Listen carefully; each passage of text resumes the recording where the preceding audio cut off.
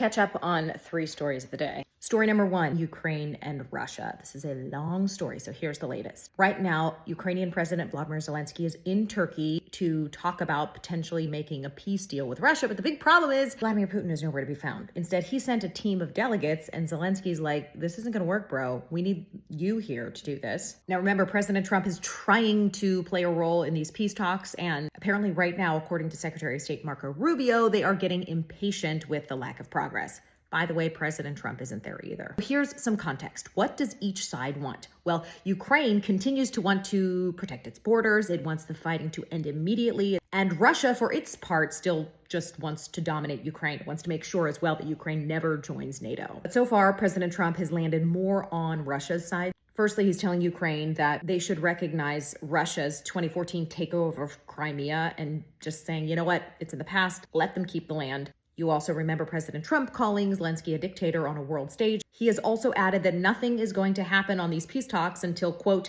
Putin and I get together. So without Trump there for these peace talks and without Putin, it looks like things are stalled, at least for now. Story number 2. You are going to hear a lot of talk about birthright citizenship. Why? Well, the Supreme Court is deciding what exactly that means. Today, they just started hearing arguments on this issue. On his first day in office, President Trump signed an executive order. It would bar citizenship for children born in the United States whose parents were either not here legally or who were here legally but on a temporary basis. The bottom line is Trump wants to restrict birthright citizenship. Several courts have challenged this so far, which is why it's now gone to the Supreme Court. So like I said, the Supreme Court will hear arguments on this starting today, but do not expect a decision anytime soon. In fact, a lot of legal experts say we might have to wait for summer to get their final ruling on this. But this decision will literally reshape our country. So this is something that we should definitely keep an eye on. Story number 3 comes from the entertainment world. Back to Blake and Taylor. I'm sorry, the story just literally never ends. Taylor threatened by Blake? ?